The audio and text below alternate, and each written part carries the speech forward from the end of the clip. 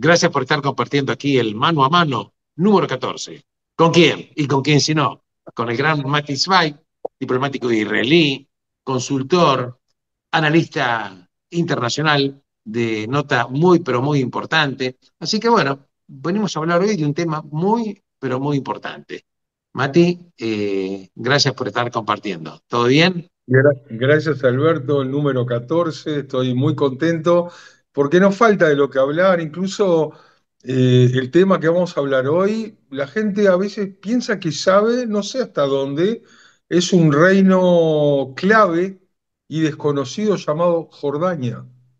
Perfecto. Correcto. Mano a mano número 14 con Mati Zweig. Quien te habla es Alberto Rocolequier. Vamos a hablar de Jordania. ¿Qué te parece? Como bien dice Mati, un reino desconocido. Escuchamos por supuesto la palabra Jordania, pero sabemos poco, prácticamente nada. Bueno, la historia de Jordania como tal en realidad se remonta a muchísimos, muchísimos siglos. Yo diría que antes de la era común, con toda seguridad. La Biblia habla de que, incluso la Torá, de que había tres reinos en esa zona. Uno era el reino de Edom, otro el reino de Moab y otro el reino de Amón. Esto estaba al este del río del Jordán. Esto es una edad, en lo que se denominaba en la antigüedad, la edad de bronce, porque en lo que es en la historia antigua, podemos decir que Jordania tiene la edad de bronce en estos tres reinados, o reinos, Edom, Moab y Amón, pero también luego de estos reinos hubieron imperios, el imperio asirio, el babilonio, tuvieron los persas, tuvieron los griegos. Cuando hablo de los griegos estoy hablando del siglo IV antes de la era común. Pero también de este periodo antiguo, ya te dije, la edad de bronce, te hablé de los imperios, pero también estaban los nabateos. Cuando hablo de los nabateos, hablo del siglo IV antes de la era común hasta el siglo II después de la era común.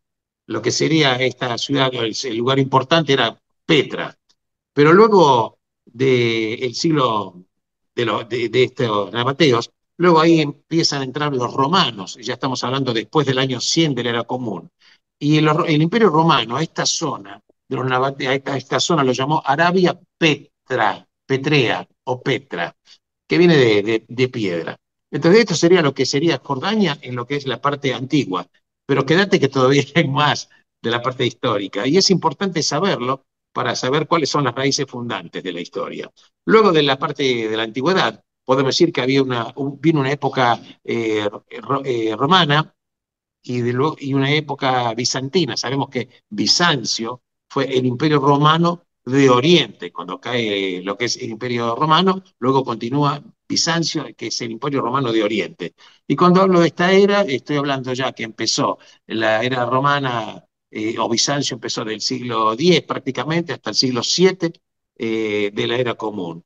Pero luego, claro, siglo VII, estamos hablando ya del año 600 de la era común, y suena ese siglo que nos invita o nos lleva de la mano a lo que es la conquista islámica. Entonces, la conquista islámica, la verdad que hay un hecho fundante en la historia, que es el año 636. ¿Por qué te digo este año? Porque en el año 636 hubo una batalla muy importante, se llama la batalla de Yarmak. Ahora, ¿qué pasó en esa batalla de Yarmak? Los árabes derrotan precisamente a los bizantinos o a Bizancio, y ahí empieza toda la presencia islámica en toda esa zona. Claro, la presencia islámica, fíjate que fue prácticamente concomitante, esta batalla es en el año 636 de la era común, recordando que Mahoma fallece en el año 632. ¿Qué quiere decir? Que prácticamente ya vemos que el Islam irrumpe ya con batallas, con luchas encarnizadas. Y cuando empieza la era islámica, por así decirlo, empiezan los califatos. Hubieron varios califatos, el califato de Rayón, estuvieron luego los omeyas, estuvieron los abasíes y también estuvieron los otomanos. Claro, cuando hablamos de los otomanos estamos hablando de un imperio enorme que duró prácticamente del siglo XVI hasta el siglo XX. Podemos decir que el Imperio Otomano en sí se digrega, cae al terminar la Primera Guerra Mundial. Y en la Primera Guerra Mundial hablo del año 1918. Eh, pero ¿qué pasó? En el año 1918 también hay una rebelión árabe, la famosa rebelión árabe que desaloja con el padrinazgo, Mati se va a reír, con el padrinazgo de los británicos. Entonces los británicos asusan a los árabes para desalojar a los otomanos de esa zona, y es lo que se conoce con ese, el nombre de la rebelión árabe, que podemos situarla de 1916 a 1918. ¿Te acordás de la película Lawrence de Arabia? Viste que ese oficial británico lucha a favor con los árabes para desalojar a los otomanos, pero en realidad era un instrumento porque Gran Bretaña tenía planes para toda esa zona. Por eso se dice que Gran Bretaña, Exactamente. con un vaso de whisky en una mano y un, y un lápiz en la otra, dibujó países. Pero claro, estamos hablando de Jordania, y entonces hay otros hechos fundantes, porque hay un año muy importante, que en el año 1921, y los británicos crean el Emirato de Transjordania. Esto pasa en el año 1921. Pero en 1946, esto se pasó a denominarse el Reino Hashemita de Transjordania. Reino Hashemita de Transjordania, porque los hashemitas en realidad eran un clan, era un subclan de la tribu árabe de los Quraishíes. Y precisamente en esa tribu de los Quraishíes, de ahí viene el profeta Mahoma, incluso el abuelo de Mahoma era de esa tribu. Podemos decir que los hashemitas es un clan o un subclan dentro de esa tribu. Hasta que finalmente, en 1949, el reino hashemita de Transjordania pasa a denominarse Reino Hashemita de Jordania. Sabemos que luego hay una ocupación en 1948 de Jordania, que ocupa lo que es la Cisjordania, Jerusalén Este. Luego, finalmente un hecho interesante, que en el año 1988 Jordania renuncia un poco a la soberanía de esa zona, firma finalmente en 1994, Jordania firma un tratado de paz con Israel. Es el segundo país árabe o islámico que firma el tratado de paz con Israel, porque el primero fue Egipto en 1979. Estamos hablando de, ¿te acordás? Anwar al-Sadat, y por haber firmado la paz con Israel en 1981, los hermanos musulmanes, que algunos de ellos estaban también en el ejército, asesinan al presidente Anwar al-Sadat. ¿Te acordás ese famoso encuentro de Anwar al-Sadat con las autoridades israelíes? Menachem Begin creo que estaba en aquella época, y ese es el primer tratado de paz con un país árabe. Obviamente estoy tratando de hacer un poquitito corta la historia, recordándote que cuando hablamos de Cisjordania también lo denominamos Judea y Samaria. Y cuando hablamos de Judea y Samaria estamos hablando que esa zona está dividida, que oportunamente era de Jordania, y cuando en su momento Israel gana la guerra de los 6 días, quiere devolver la Cisjordania, y la verdad que Jordania, la verdad que lo que menos intención tenía, estaba en aquel momento el rey de Jordania, que era Abdala I, lo que menos intención tenía era, por supuesto, de recibir a los palestinos que estaban en esa zona, porque hay que recordar que en 1970 los palestinos intentaron asesinar al rey, y esto provocó una reacción militar por parte del ejército de Jordania que mata a 20.000 palestinos, pero claro, en aquel momento no existía Greta Thunberg, no existían las redes sociales, y Al también cuando Jazeera, ¿cómo? Al Entonces, Jazeera. sí, no estaba Al Jazeera. Entonces, la verdad que los 20.000 en pocas semanas no le preocupó a nadie. Ahí sale a Yasser Arafat como rata por tirante, se va de Jordania. Y también es cierto que aquí Jordania no quiere absolutamente nada, saber nada de nada con los palestinos. Así que bueno, esto es un poquitito muy, muy breve de Jordania, pero estamos hablando entonces del periodo de la antigüedad, incluso de los tres reinos que yo te digo, de Edom, el reino de Moab y Amón, hasta llegar a esta modernidad. Hablemos un poquitito de la economía, un poquitito, breve, muy breve. Jordania tiene un PBI de 53.000 millones de dólares. Tiene una deuda que prácticamente está entre 100 y 110% de su PBI. Tampoco esto asusta a nadie, porque Europa tiene endeudamientos de PBI superiores al 100%, sin ningún tipo de que nadie se sorprenda al respecto. Pero la inflación es baja en Jordania. Estamos hablando de un rango de 2 al 3%. Tiene sí un desempleo muy elevado, se sitúa en un 21 o 22%, el desempleo realmente es elevado.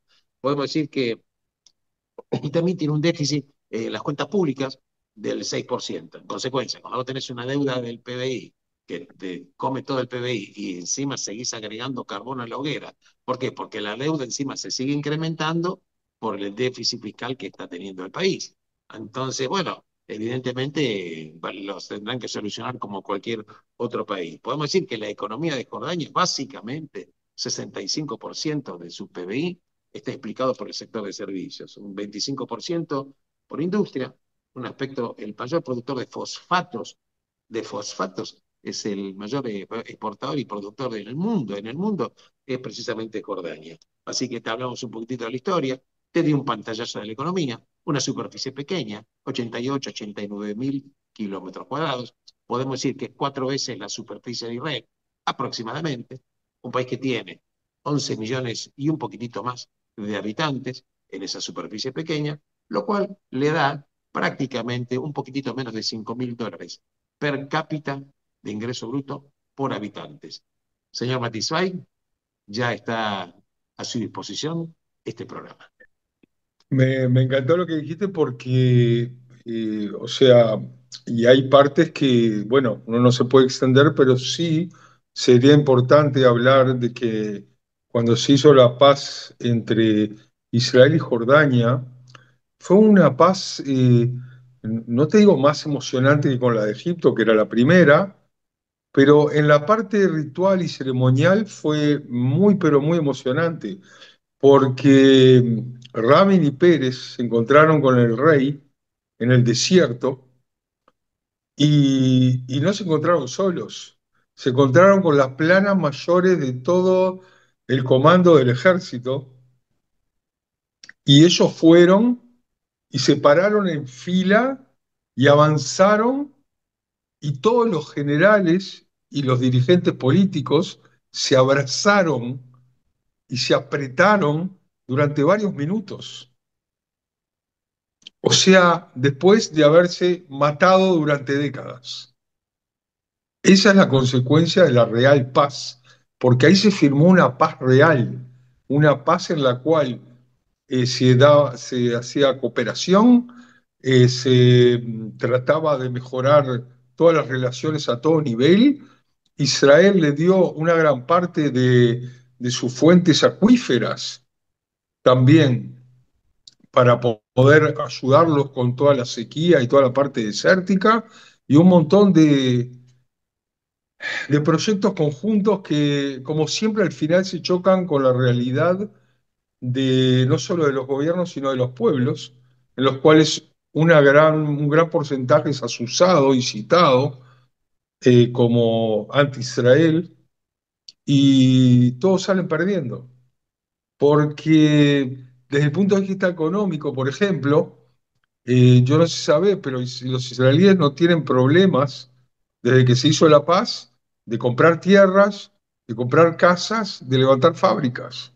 Sin embargo, hay muy poco, porque hay miedo, porque hay un ambiente en el cual no es positivo para Israel, incluso más que nada por los cambiantes cosas que pasan dentro de la Cisjordania y con los palestinos y en Gaza y todo.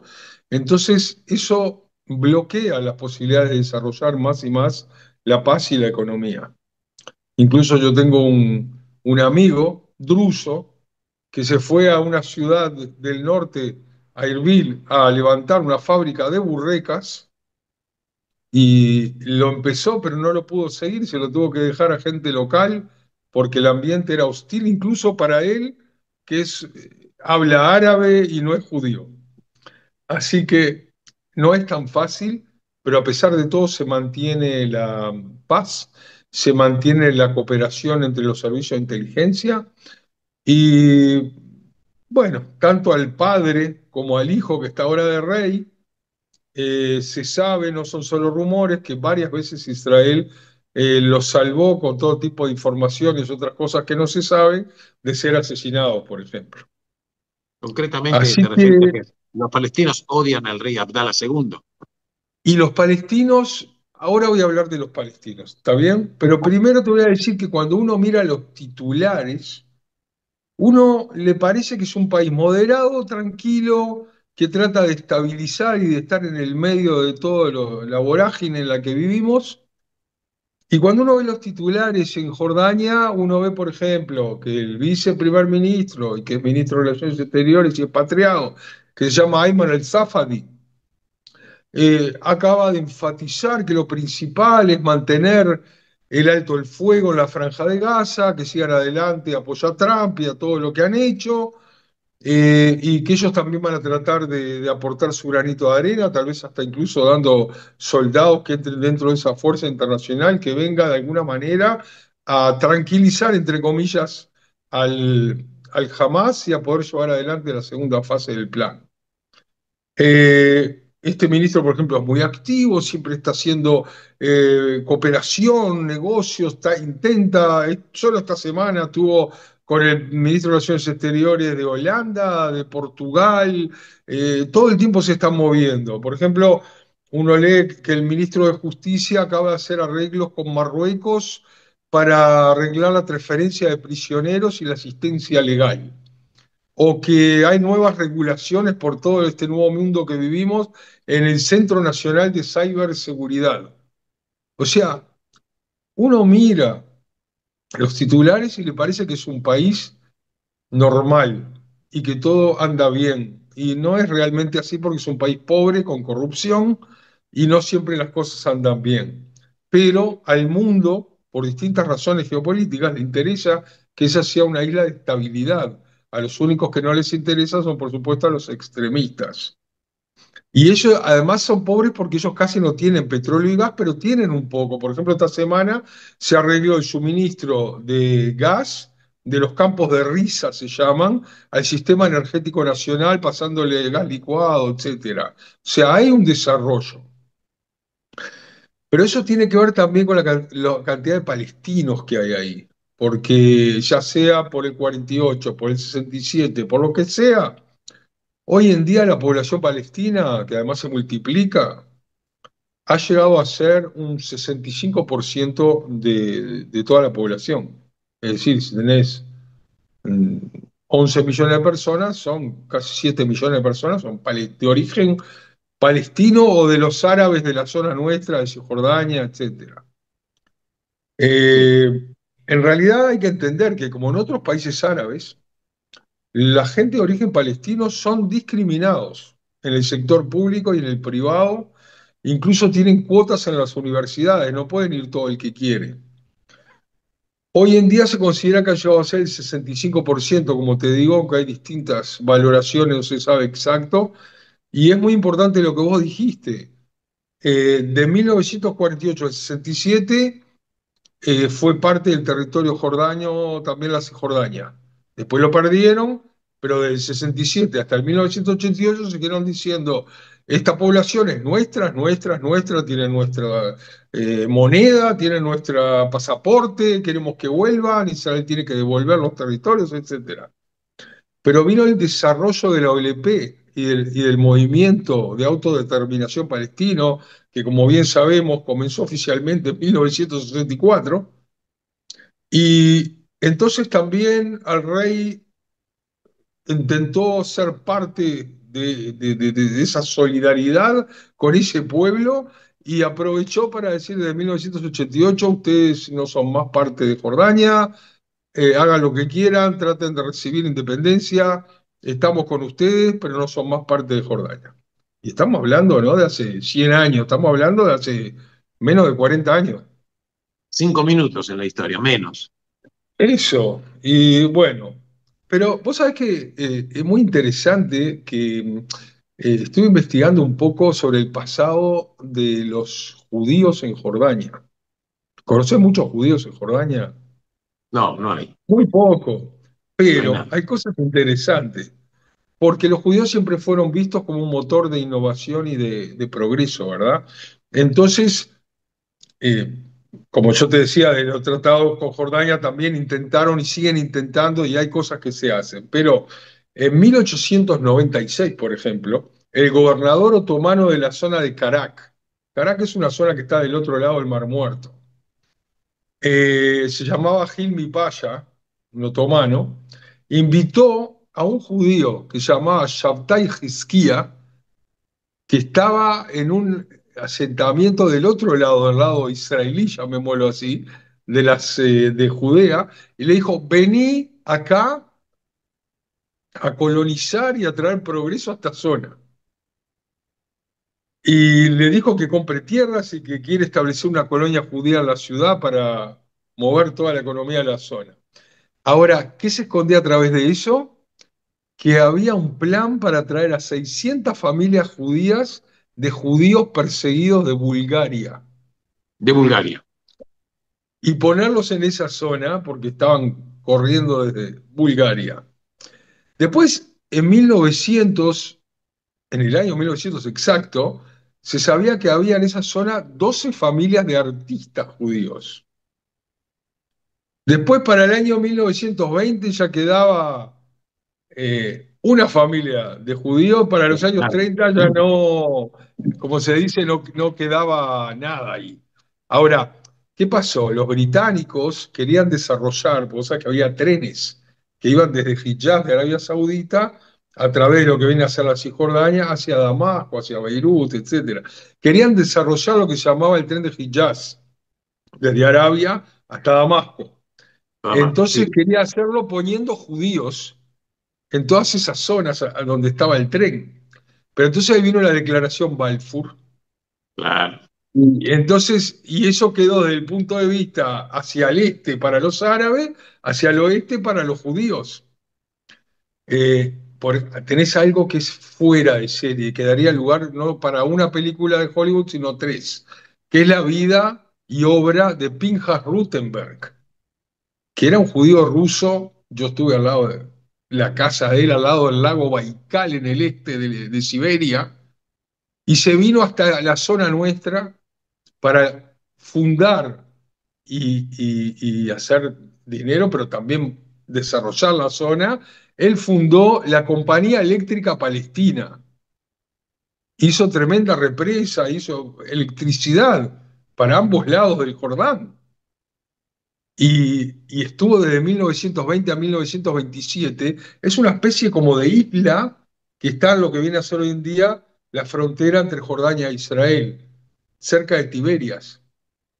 Si me permitís, Mati, Sí. eh, los datos que me estás aportando, la gente, no me cabe la duda que prácticamente no los escuchó nadie.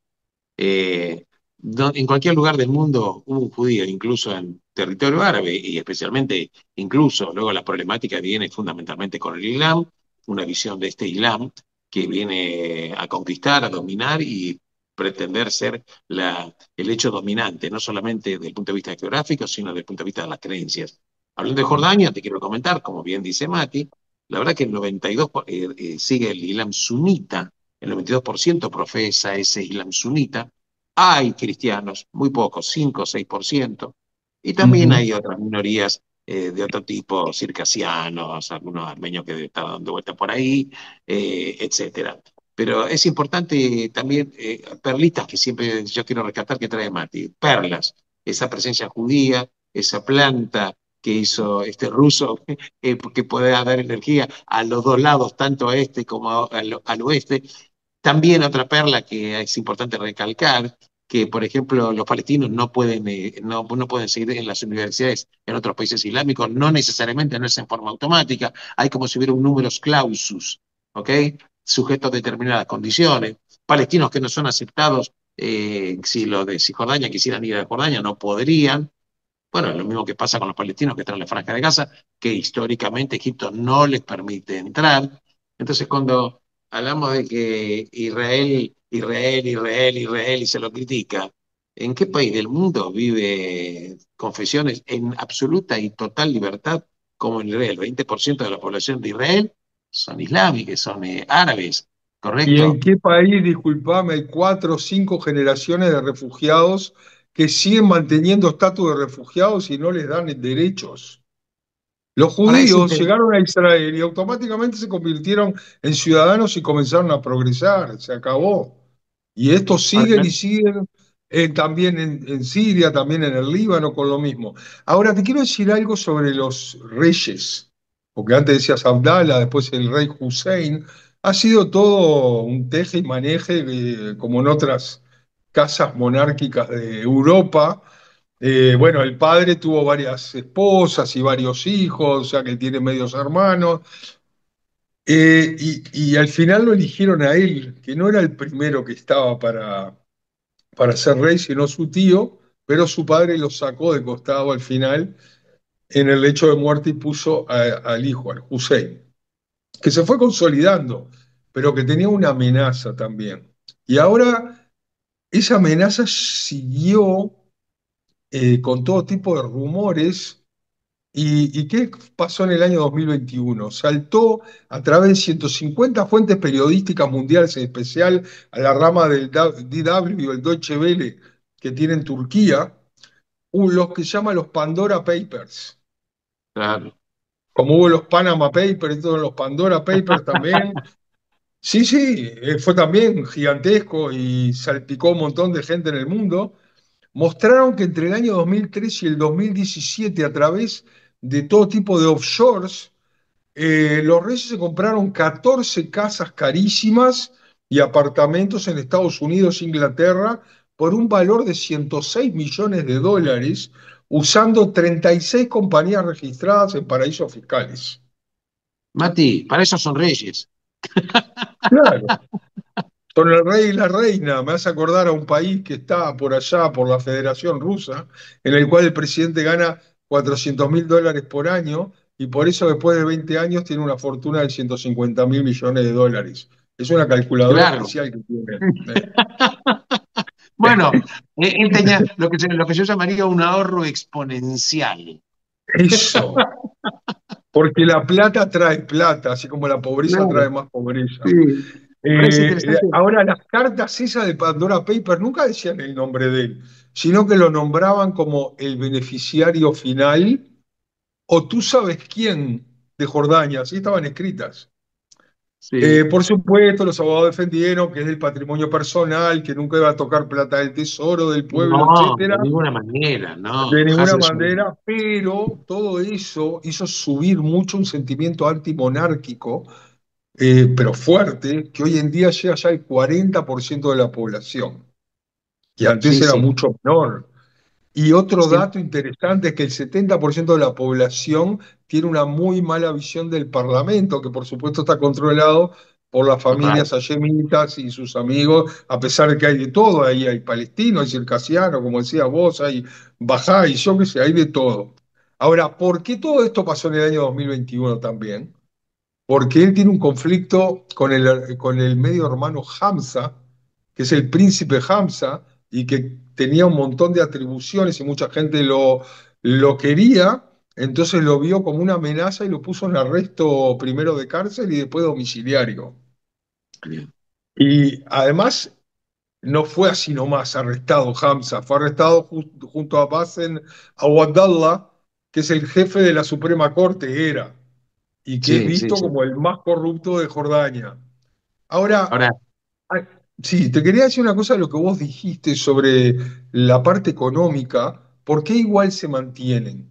Porque para mantenerse como país pobre, ellos reciben mucha ayuda de Estados Unidos, tipo 1.500 millones de dólares por año, también de la Unión Europea y especialmente de Alemania, interesante.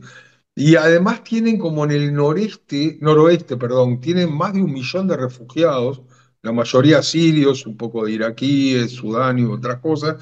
se habla de un millón y Entonces, medio de sirios. Se habla de un millón y medio de sirios casi. ahí está, hay distintos números. Lo que pasa es que ahora pensaron de que iban a volver para Siria, casi no se mueven de Jordania. Ellos sabrán por qué, porque podrían volver aunque sea a la casa, pero tienen miedo que todavía la cosa no está estable en Siria. Ahora es muy interesante, como ellos reciben para todos estos refugiados mucho dinero del mundo y de la ONU y de todo un poco, hay una gran paradoja económica, porque como tienen tanta ayuda internacional, préstamos, etcétera, las finanzas jordanas son sumamente transparentes, con auditorías, porque todo el mundo quiere saber a dónde va el dinero. Bueno, Eh, ta. Y ellos están más que nada en el norte, hay unos campos gigantescos de refugiados que se llaman Zaatar y Azraq. Ahí nomás tenés como el sí. 15% de todos los refugiados. Si a mí me quiero puntualizar, sigo rescatando perlas de lo que dice Mati. Refugiados que incluso dentro de Jordania están viviendo en campamentos de refugiados, que no es el único país islámico que a los palestinos los tienen viviendo en campos de refugiados. Una perla. Otra perla. cuando fue el ataque que hizo Irán contra Israel en este mismo año, recuerdan, ¿no? Esos 12 días de enfrentamiento, Jordania también defendió a Israel, incluso con el armamento y su fuerza aérea. Y esto también es un tema que confirma Le absoluta y totalmente. permitió a los aviones israelíes pasar por territorio jordano. Le liberó totalmente la ruta aérea. Esto lo digo porque muchas veces, con Mati lo hemos charlado, lo hemos dicho muchas veces, por la Ujú. galería los países árabes dicen un montón de cosas que en la realidad no suceden. Porque en la realidad, si es que algún odio en común tienen los países árabes islámicos en general, es al régimen islámico de Irán, a quien le temen absoluta y totalmente. Esto Ujú. no cabe duda. Entonces, el enemigo de mi enemigo pasa a ser de alguna manera mi amigo, en este caso, precisamente Israel. Pero Entonces, además debemos decirlo, Alberto, eh, es un país relativamente débil, a pesar de que tiene un ejército muy bien preparado desde hace 100 años por los propios británicos y hasta la hoy en día. religión, claro, sí, sí, No, claro. y asesores británicos hasta hoy en día, ellos Sí, van total. a Inglaterra, por ejemplo, la policía va a Inglaterra también a Son muy prepararse. profesionales. Es un ejército muy Y profesionalizado. por eso se mantienen como minoría, porque si todos los hayamitas creo que son el 15% de la población. Y tienen la mayoría de la economía, son los directores de las grandes compañías, mandan a los hijos a los mejores colegios, o sea, hay grandes diferencias. Y bueno, por otro lado tenés Amán, que es una ciudad que ha crecido en forma gigantesca, Capital. eh, sí, la capital, y a pesar de que una gran parte es Palestina, están muy metidos en todo, hay centros comerciales sin parar donde vos quieras, hay mucho movimiento, vos decías de los servicios, viven realmente de los servicios, tienen turismo, la gente viene a Petra, viene a un montón de lugares interesantes. Yo te quería agregar de que hay algo muy importante también, o sea, dos cosas básicas que tienen que ver con Israel que son importantes desde el punto de vista geográfico turístico, que es, ellos tienen el lado jordano del Mar Muerto y que ha sido bastante desarrollado, no tanto como el lado israelí, pero es un lugar que está muy bueno y vos ahí al lado de eso también tenés todos los fosfatos de los que hablabas, que gran parte de esa economía. Y en el sur o sea, y yendo del Mar Muerto hacia el sur de Petra, que es un lugar turístico de millones por año, y con una fama bien ganada, es una de las maravillas del mundo, y llegás hasta el Mar Rojo donde tenés a Aqaba. Ahora, Aqaba es la segunda parte de Eilat israelí hacia el lado jordano, y tiene una historia muy especial. Siempre ha sido por miles de años un punto vital, vital de encuentro para las culturas, las religiones, las civilizaciones, porque de ahí salís hacia África, Asia, o Total. volvés hacia Europa, etcétera. Por ahí Sí, pasaban los comerciantes, los peregrinos, los exploradores a todos los continentes. También se la conocía como Elat, no Eilat, sino Elat, el o arte, como Etzion Geber, que son palabras totalmente hebreas, ¿verdad? totalmente. Y se nombra en el Tanaj como el sitio de la flota marítima del rey Salomón, o sea, al lado de Acaba. Del rey Salomón. Bueno, Increíble. creo que con Mati, la verdad que la idea que tuvo Mati fue excelente, la verdad que yo la abracé apenas me la sugirió, de hablar de Jordania, porque fíjate la cantidad de datos que están habiendo, y estamos hablando simplemente de algunas perlas, pero fíjate la importancia que tiene, el enclave, la ubicación, su economía, su historia, cómo juega en ese tablero. Alberto Acaba tiene una iglesia que fue del año 300, o sea que es una iglesia lejísimo de Jerusalén, que fue construida antes del Santo Sepulcro y antes de la iglesia de la Natividad en Belén, desde el punto Muy de vista claro, cronológico. absolutamente. O Entonces, la sea importancia que de Jordania en todos los planos. Entonces, me pareció acercar esta información que es fundamental, es fundamental. Yo la verdad que, Mati, eh, si querés hacer un rulito final, pero creo que por lo menos, algo final de datos que son pocos conocidos sobre Jordania. Cosas simpáticas. Tiene más de 100.000 sitios arqueológicos y turísticos. O sea, fuera Petra, Mar Muerto, tenés también el Wadi Rum y Jerash. Son también de las épocas griegas, romanas, anfiteatro, todo lo que vos quieras. Y del lado jordano del Mar Muerto se puede ver el monte Nebo y hasta Jerusalén y hasta el Valle del Jordán. Sí, Tiene la represa más antigua del mundo, que tiene 5.000 años, que se llama el Yahweh Dam, en el Desierto Negro. El Desierto Negro es un desierto espantoso, larguísimo, que está hacia el este, hacia la frontera con Siria, Arabia Saudita, etcétera. Y ahí está la represa más antigua del mundo, o sea que ahí hubo agua en algún momento. seguro que sí. La verdad que, Tiene las estatuas más viejas del mundo, estatuas hechas como estatuas, ¿no? No una cosita chiquita, que tienen 9.500 años de antigüedad y que muchas de ellas están en el Museo de Amán. Y fíjate, bueno, y la en historia, Petra, ¿sabés lo que se filmó? Indiana Jones y la última claro, cruzada. absolutamente. Yo primero quiero comentarle a la gente gracias por ver este programa, este mano a mano, que con Mati lo hacemos con todo cariño, con todas ganas, por apartar información, datos, y no solamente quedar agarrado de un titular político puntual, sino que estos datos, este tipo de programas a través del tiempo siguen teniendo total y absolutamente la vigencia.